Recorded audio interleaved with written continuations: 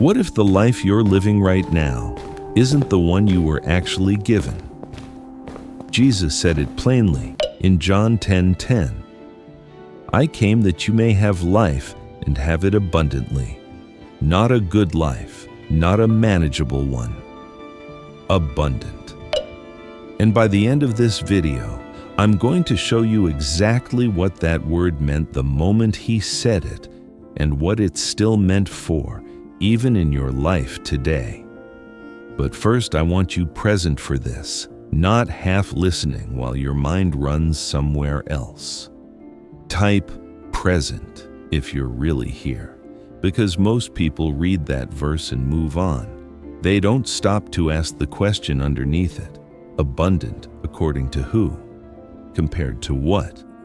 If you've ever quietly wondered whether you're missing something everyone else seems to have found, this is for you. Stay close. This is going to take you somewhere you didn't expect. To understand what Jesus meant when he said those words, you have to understand who he was talking to and who he was talking about. John chapter 10.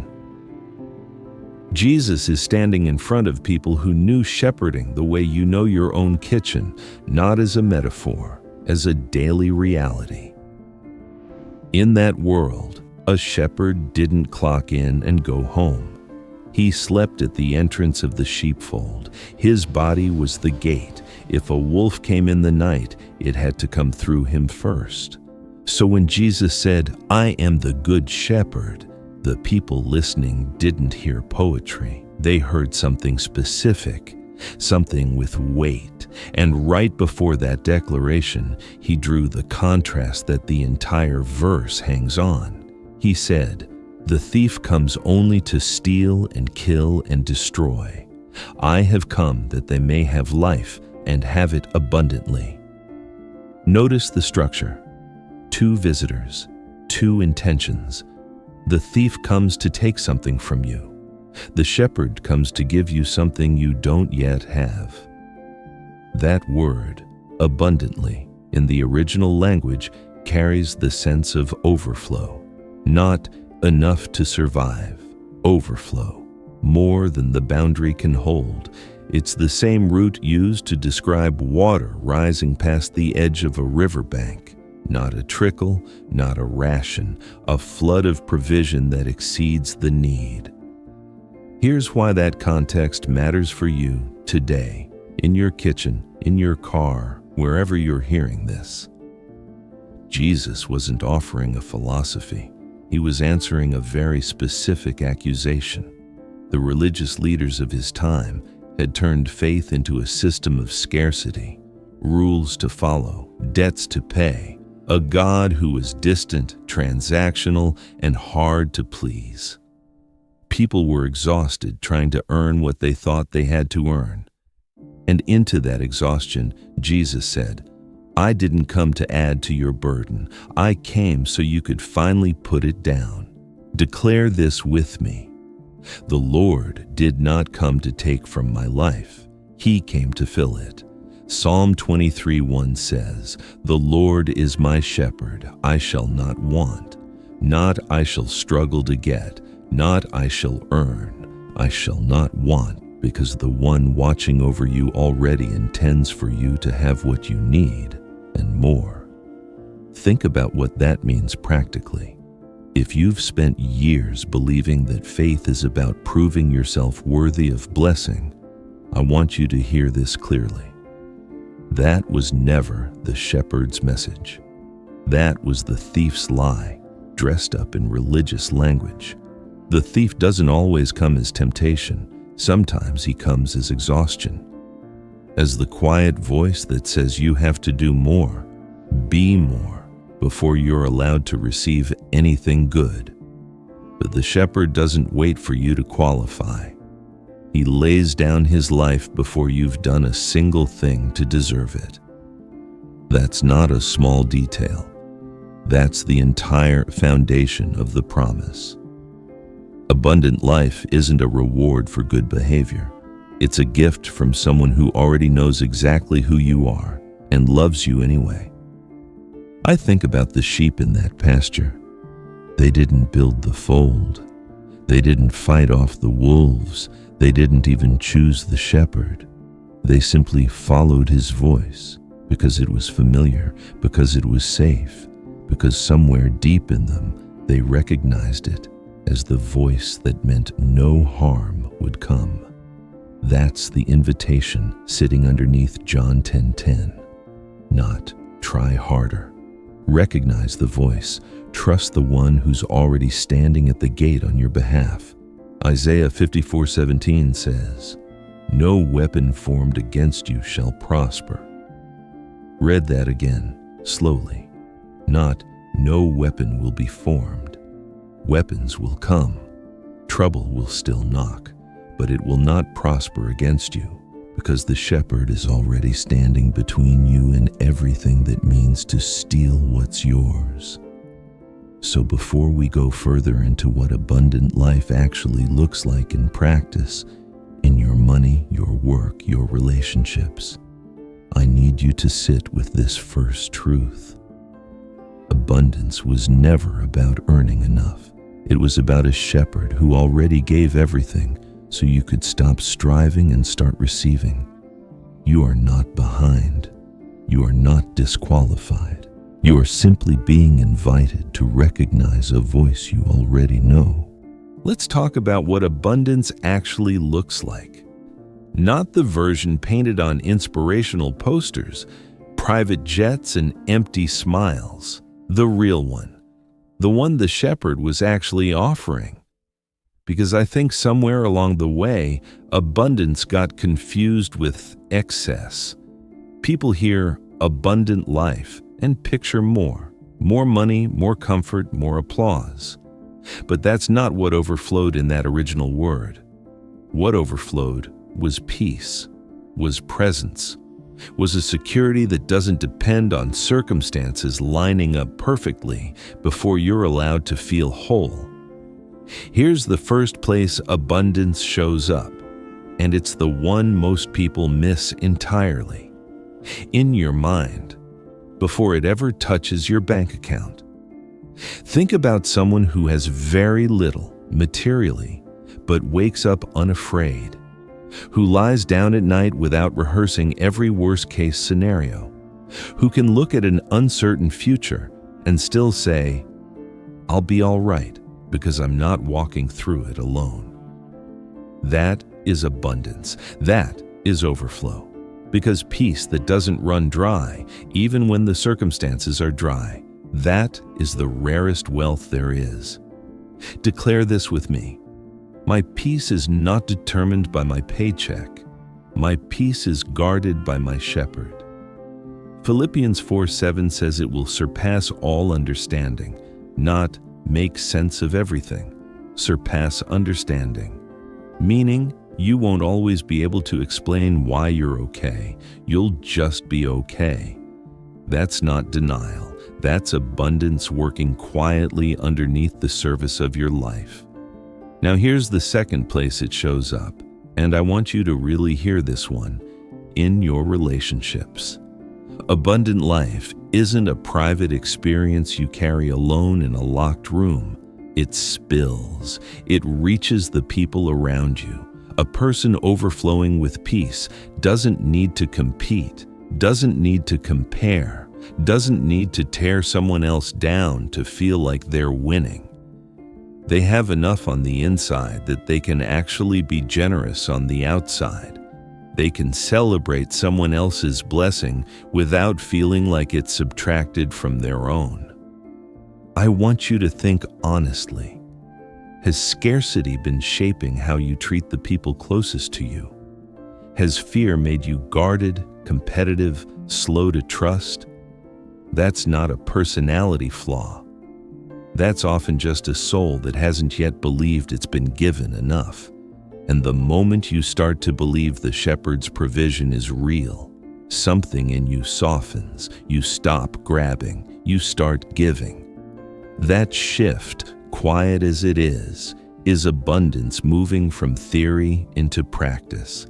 The third place And maybe the one closest to where you are right now is in your daily decisions, the small ones. What time you wake up, how you speak to yourself in the mirror, whether you reach for anxiety first thing in the morning or you reach for the shepherd's voice first. Abundant life isn't only found in the big dramatic moments of breakthrough. It's found in the ordinary Tuesday, in choosing gratitude before the coffee's even finished brewing, in refusing to let a hard conversation from yesterday dictate your tone today. Abundance is 1,000 small choices repeated until they become who you are. I think of it like a well. A well doesn't overflow because something dramatic happened to it once. It overflows because it's continually being filled from a source underneath the ground that never runs dry. Your life works the same way.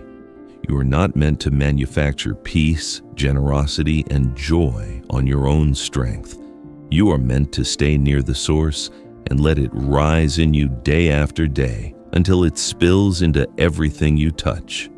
Psalm 23:5 says, "You anoint my head with oil, my cup overflows."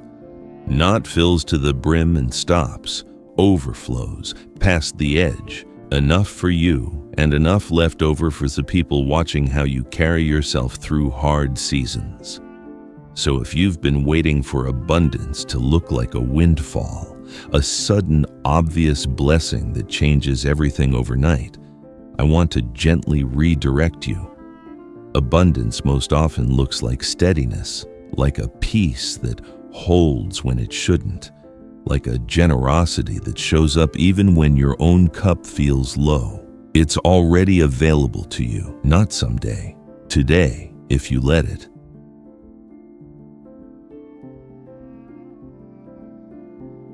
Let's go somewhere specific now, because I know some of you didn't come here for a beautiful idea about peace. You came here because the money isn't stretching, and you're tired of pretending it doesn't weigh on you. I want to be honest with you about something. Scripture never promises that abundant life means you'll never face a tight month. It doesn't erase the bills. It doesn't make the number in your account bigger overnight. What it does is change what you're standing on while you face them. Here's what I mean. Fear looks at an empty account and says, "You are what you have, and right now you don't have enough, so you're not enough." That voice is loud, and it's convincing, and it's talking to a lot of you this morning, even if you'd never say it out loud to another person. But that voice is not the shepherd's voice. That's the thief again, dressed differently this time, not stealing your money, but stealing your peace about the money. And honestly, that second theft is often the more damaging one. You can recover from a hard month. It's much harder to recover from believing deep down that you're somehow behind in life because of it. The shepherd's voice says something else entirely. It says, "I know what you need before you ask." Matthew 6:33. But seek first the kingdom of God and his righteousness, and all these things will be added to you.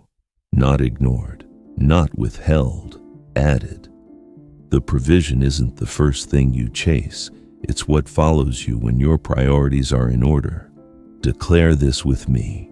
I am not defined by what's in my account. I am carried by the one who owns it all. I've watched people receive breakthrough in strange, unglamorous ways. Not always a windfall. Sometimes it's a bill that quietly gets smaller than expected. A door that opens sideways instead of straight ahead. An idea at 2 a.m. that turns into extra income nobody saw coming. Provision rarely looks like the movies. It looks like a series of small, faithful surprises stacked over time if you're paying attention. I think that's part of why so many people miss it. They're waiting for provision to arrive the way it does in a story. Loud, obvious, undeniable. And because it doesn't show up that way, they assume it isn't showing up at all. But provision is usually quiet. It's the neighbor who mentions a job opening at the exact right moment. It's the unexpected refund that covers exactly what you were short. It's the strength to make one more phone call you didn't think you had energy for, and that call being the one that changes something. None of that makes headlines. All of it is still the shepherd working underneath the surface of your ordinary week. So here's the practical shift. Instead of starting your morning by calculating what's missing, start by naming what's already provided. Roof, breath, a body that got you out of bed. That's not toxic positivity. That's training your eyes to see the overflow that's already present instead of only the gap. Because a mind fixed on lack will always find more lack to fixate on. It's remarkably good at that. Give it one thing to worry about, and by evening it will have found 5 more. But a mind trained to notice provision starts noticing it everywhere, in the smallest, most unremarkable places. That's not denial about your circumstances. That's just refusing to let the circumstances be the only voice you listen to. There's also something worth saying about comparison, because it quietly shapes so much of how people feel about their finances. It's rarely the actual number that hurts the most. It's the number next to someone else's house, someone else's vacation, someone else's ease. But you were never handed someone else's assignment. Your provision was never meant to look identical to theirs. The shepherd isn't managing one flock with one identical portion for every sheep. He's tending to you specifically according to what you actually need in this actual season. Comparing your provision to someone else's is like comparing your prayer to someone else's prayer. It misses the point entirely. And when you do face a real financial decision this week, a purchase, a risk, a request for help, pause and then ask one question before you act out of fear. Am I making this choice from scarcity or from trust? That single pause changes the trajectory of a decision more than people realize. Fear tends to make fast, cornered choices. Trust can afford to wait. Trust can afford to ask for wisdom first instead of grabbing at the first exit that appears. If today is a tight day for you, I'm not going to pretend that away. But I want you to carry this with you into it. Tight is not the same as forgotten. A season can be lean and still be held. The shepherd is not more present in your abundance than he is in your lack. He's the same shepherd in both.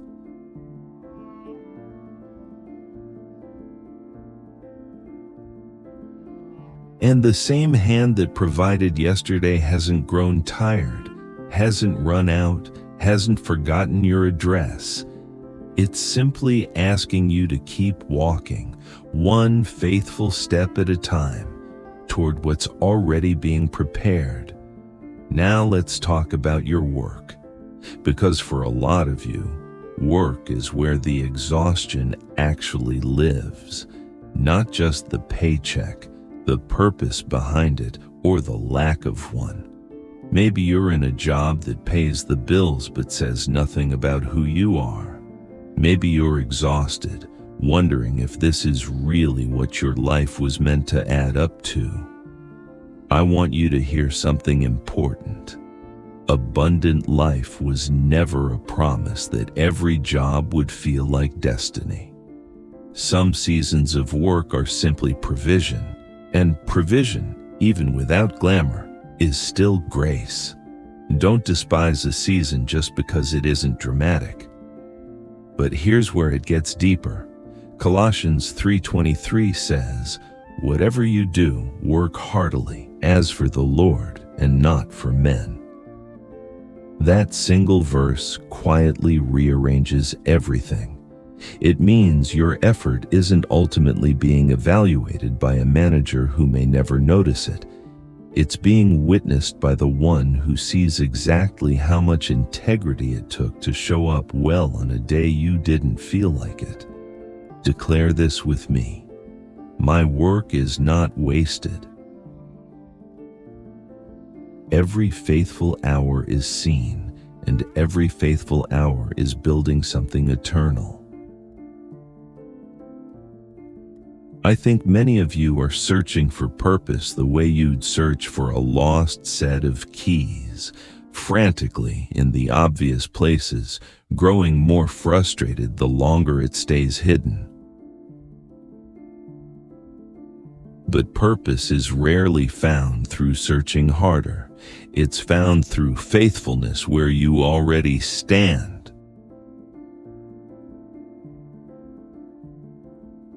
The person who does small things with integrity is the person who gets trusted with larger things later. That's not a coincidence. That's a pattern woven through Scripture and through life. There's a quiet parable Jesus told about a man who left servants in charge of what he owned while he was away. The ones who were faithful with a little were given more. Not because they impressed anyone with ambition,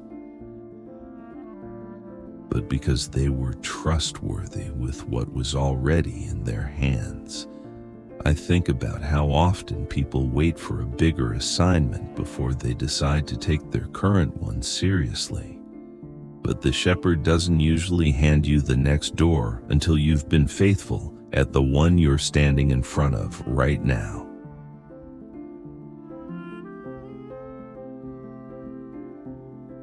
If you're in a season of unclear direction, let me offer you something steadier than a 5-year plan. Obedience today. Do the next right thing today. Speak with honesty today.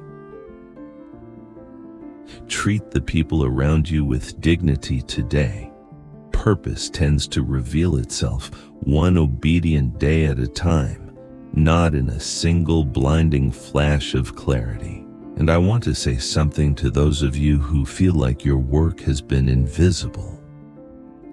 The early mornings nobody saw, the extra effort nobody thanked you for, the integrity you kept even when cutting a corner would have been easier and nobody would have known.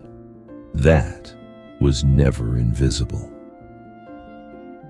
Not to the one who matters most. Hebrews 6:10 says, God is not unjust. He will not forget the work and the love you've shown, not overlooked, not forgotten, recorded. And if you've been in a job or a season that feels like it's draining you completely dry,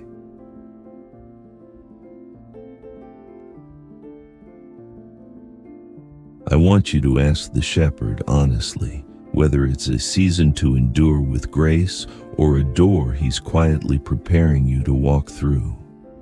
Both require the same posture. Trust, not striving, not panic.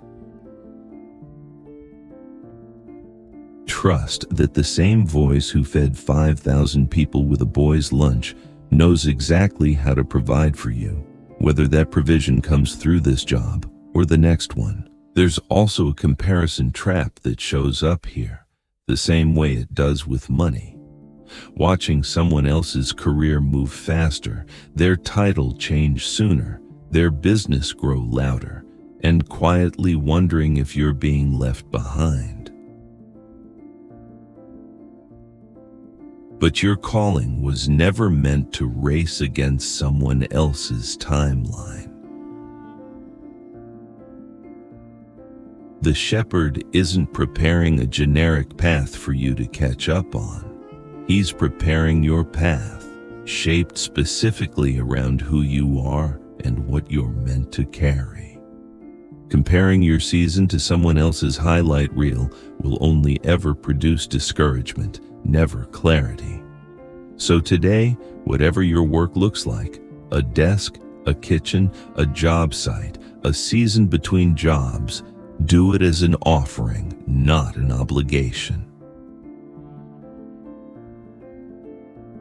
Let your integrity be the same whether someone's watching or not. That consistency is the abundant life quietly showing up in the most unglamorous part of your week. There's one more place abundance has to reach before it's complete, and it might be the hardest one: your relationships. Because here's what fear does when it's been living in someone for a long time. It makes you guarded. It makes you keep score. It makes you love with one hand ready to pull back just in case the other person disappoints you the way someone else already did. That's not a character flaw. That's just a heart that's been protecting itself, the only way it knew how. But the shepherd's abundance was never meant to stay locked inside you. Remember, overflow, meaning it was always meant to reach the person sitting across the table from you, your spouse, your child, the friend who hasn't called back in weeks, the parent you're still working things out with, the co-worker you haven't spoken to since that disagreement months ago. Abundance that stays inside you eventually stagnates. It was designed to move, to pour outward, to become something others can taste in how you treat them. First, John 4:19 says, "We love because he first loved us."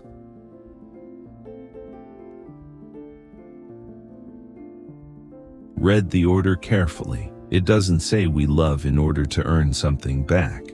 It says we love because we've already received something first.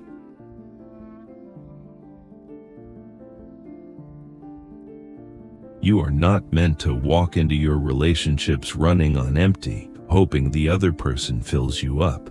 You're meant to walk in already filled, so what you offer isn't desperate, it's generous. That changes the entire dynamic. When you're not starving for someone's approval, you're free to actually love them instead of performing for them. Declare this with me.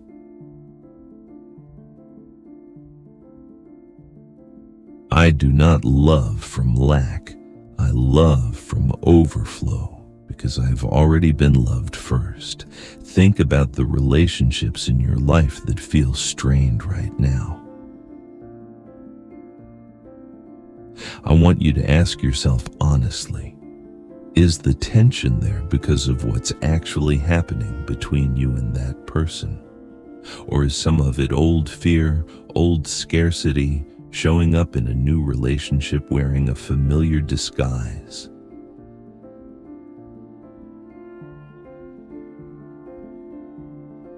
Sometimes we're not actually afraid of the person in front of us. We're afraid of being unseen again, the way we were once before.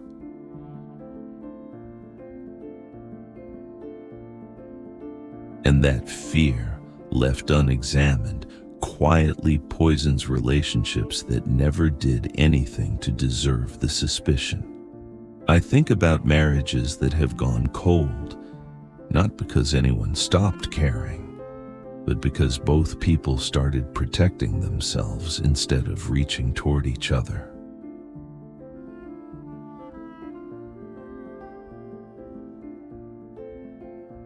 I think about parents and children who love each other deeply but haven't said it plainly in years because vulnerability started to feel like a risk neither one could afford.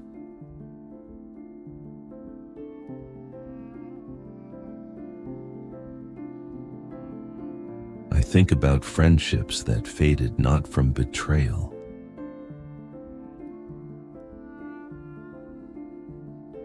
but from neglect, from two people both waiting for the other one to reach out first. Fear is behind all of it, And fear only thrives in a heart that doesn't yet believe it's been given enough. Abundant life invites you to set that weight down, not because the other person has earned your trust yet,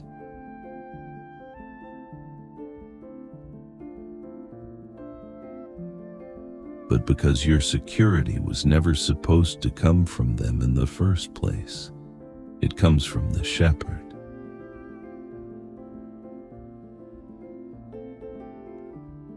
And once that's settled, you're free to actually show up for people, instead of silently auditioning them to see if they'll hurt you the way someone else did.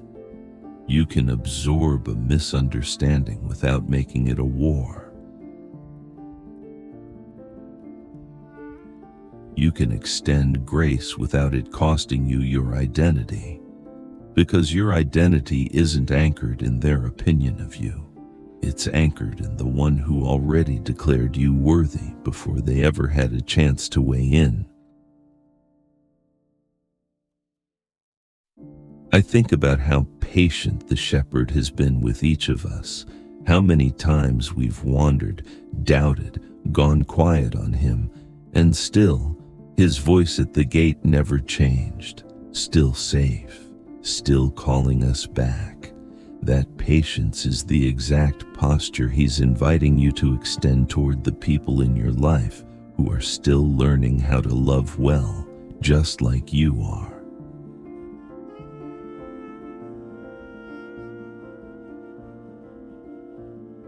Proverbs 10:12 says, "Hatred stirs up conflict, but love covers over all wrongs."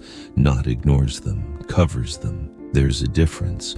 Covering means choosing not to weaponize someone's worst moment.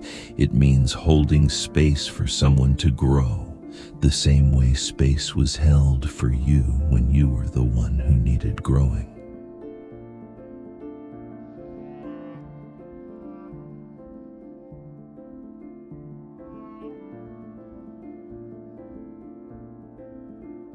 That kind of love doesn't come from willpower. It comes from overflow, from a well that's been filled so consistently that there's enough left over, even after the hurt.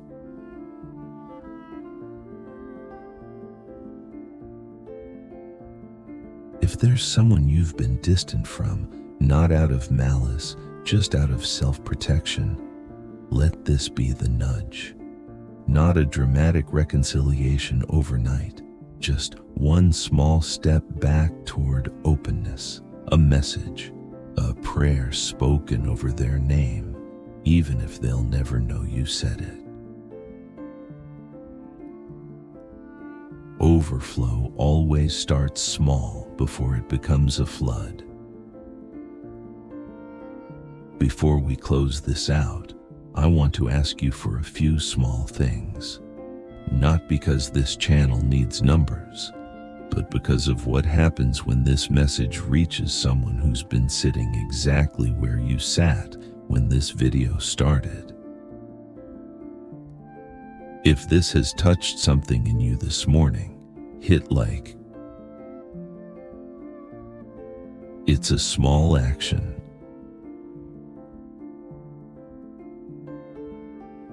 but it tells someone scrolling past, half convinced nothing will help, that this one might actually be worth staying for. Subscribe, so tomorrow morning, when the noise starts creeping in early, this voice is already waiting for you. And in the comments, just type Amen, one word, but it becomes a quiet room full of people declaring the same thing together, even though none of you have ever met.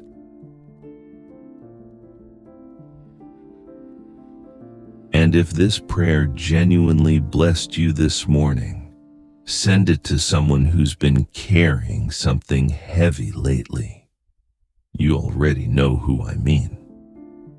Their face came to mind just now. The reciprocity in that is simple. Someone, somewhere, once shared something that reached you at the right moment. This might be your chance to be that for somebody else.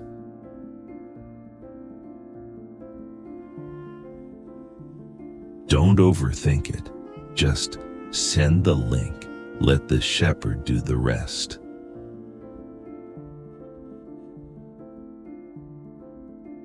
I've noticed something about the people who watch these videos in the early morning hours, 3 a.m., 4 a.m., before the house wakes up.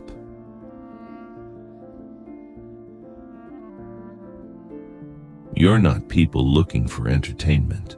You're people fighting for your peace before the day gets the chance to take it from you first.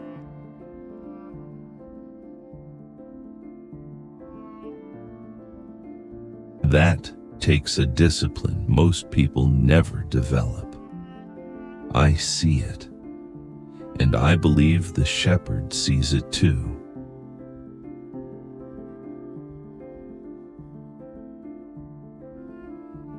Now, let's go back to where we started. You are not living on scraps. You were never meant to. Because here's what I haven't said yet. Abundance isn't just something given to you once and left to sit there, like a gift on a shelf collecting dust. It's renewed. Every single morning, the same way this one began. Lamentations 3:22-23 says, His mercies are new every morning. Not recycled from yesterday's leftover grace, not reheated from last week's answered prayer. New, fresh, untouched by yesterday's failures, which means whatever ran dry in you yesterday, patience, hope, energy, faith, none of that determines what's available to you today. Yesterday's drought has no authority over this morning's supply. Think about that for a moment. Every morning you've ever felt empty, every morning you've ever opened your eyes already tired, already anxious, already behind. None of those mornings had the power to cancel what was being prepared for this one. The supply is not connected to your performance. It's connected to His faithfulness, and His faithfulness has never taken a day off. It has never paused. It has never looked at your struggle and said, maybe tomorrow. It is consistent in a way that nothing else in your life has ever been. That means the worry you carried into this morning doesn't get the final word. The fear that met you before your feet touched the floor doesn't get to set the agenda for what today becomes. You've already done the one thing most people skip. You paused, you listened, you turned your attention toward the shepherd before the world could turn it toward the chaos. And that act, small as it may seem, is the hinge that everything else swings on.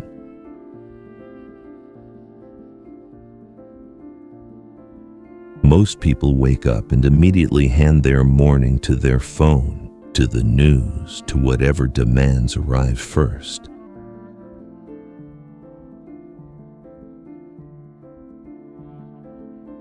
You didn't do that today. You came here first.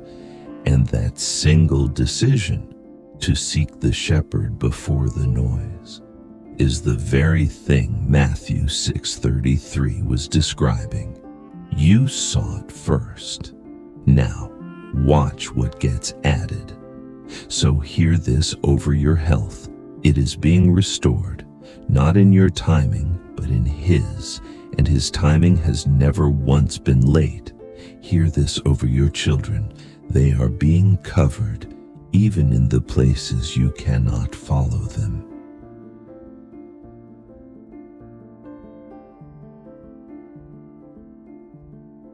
Hear this over your finances. Provision is already in motion, already on its way, already arranged by the same hand that fed thousands from almost nothing. Hear this over your work. The labor of your hands is not invisible, and the faithfulness of your effort has been recorded by the one whose memory never fails. Hear this over your mind. The anxiety that is camped there does not own that space, and today it is being evicted. Hear this over every single area where doubt has been whispering that God forgot about you. He didn't. He hasn't. He won't. We declare peace over this day. We declare clarity over every decision. We declare protection over every journey, every conversation, every quiet moment where the enemy usually finds an opening. Not today. Today the gate is guarded. Today the shepherd is standing exactly where he's always been, between you and everything that means you harm.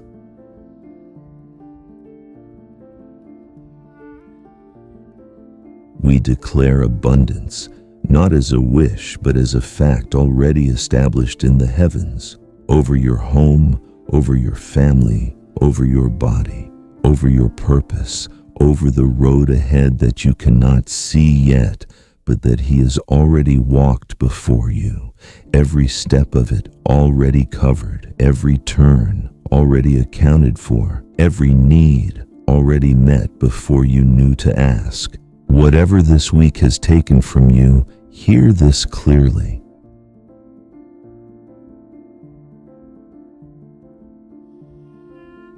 It is already being restored, not eventually. Already. Declare this with me. What was stolen is being returned. What was empty is being filled. It is done. It is established. There's a moment right before a well.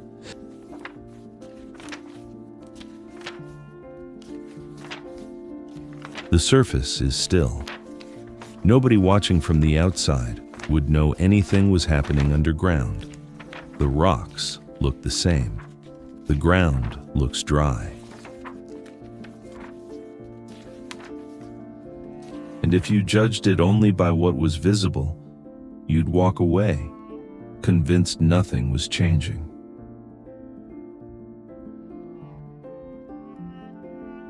And then, quietly, without announcement, without fanfare, it rises.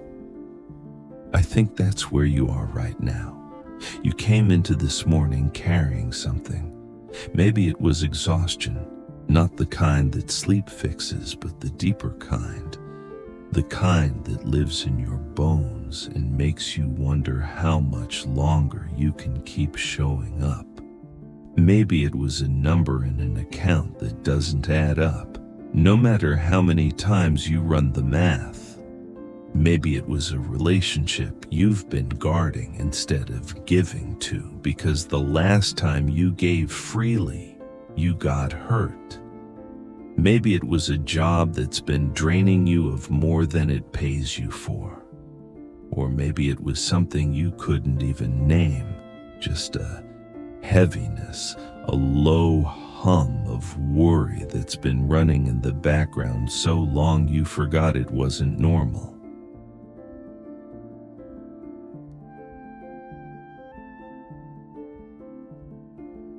You thought that was just life. It isn't. And I'm not going to tell you all of that is gone now, because that wouldn't be honest. But something has shifted, not around you, in you.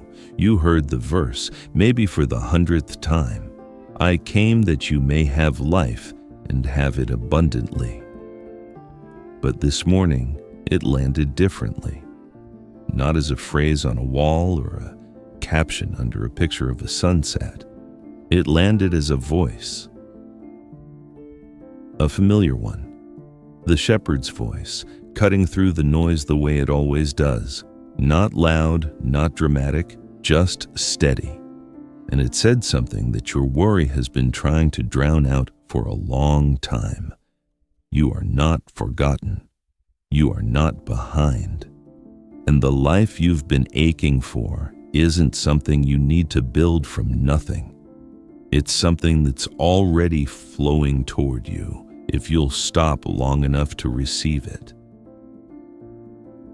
The shepherd was never far from the gate. He was standing there this whole time, the way he always has, not waiting for you to become someone worthy of walking through, just waiting for you to recognize his voice and come home to it. And you did. This morning, you did. Not perfectly, not with all your questions answered, just honestly, with whatever you had left. And that was always enough for him. Let that be enough for today. Not the whole plan figured out, not every fear resolved, not every relationship healed, not every question answered, not every bill covered, just enough. Enough peace to face what's in front of you. Enough trust to stop grabbing so tightly at things that were never yours to hold in the first place.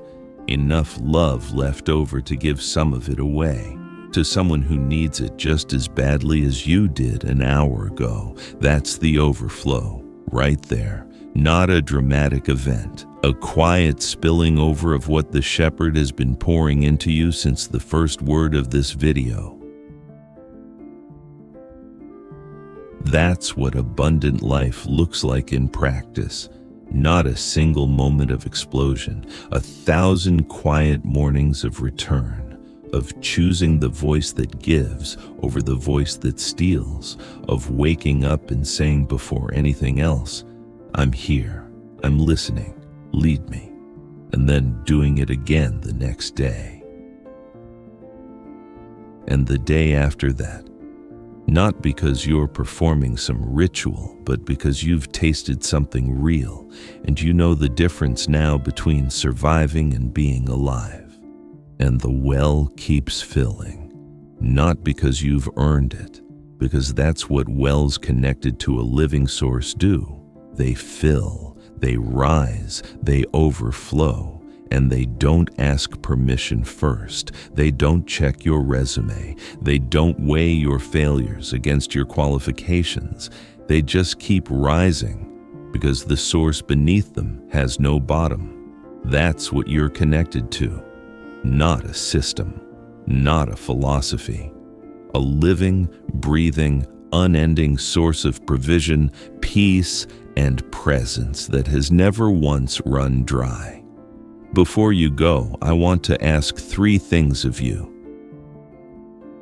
Follow this channel so this door stays open for the mornings ahead. You never know which one you'll need it most. Some mornings you'll come here because you want to. Some mornings you'll come because you have to. Both are welcome. Share this with 5 people this week, not everyone. 5. People whose faces came to mind during this video while I was saying things you knew they needed to hear. You already know who they are. Don't wait for the right moment. This is the right moment. The link is already in your hands. Use it. And in the comments, leave something honest, not great video. Tell me what you're actually walking through right now. Tell me what kept you up at 3 in the morning, what name you've been whispering in prayer, what area of your life still feels dry. And tell me, what do you want prayed over next? Your words might become tomorrow's video for someone else sitting exactly where you are this morning, looking for the same thing you found here.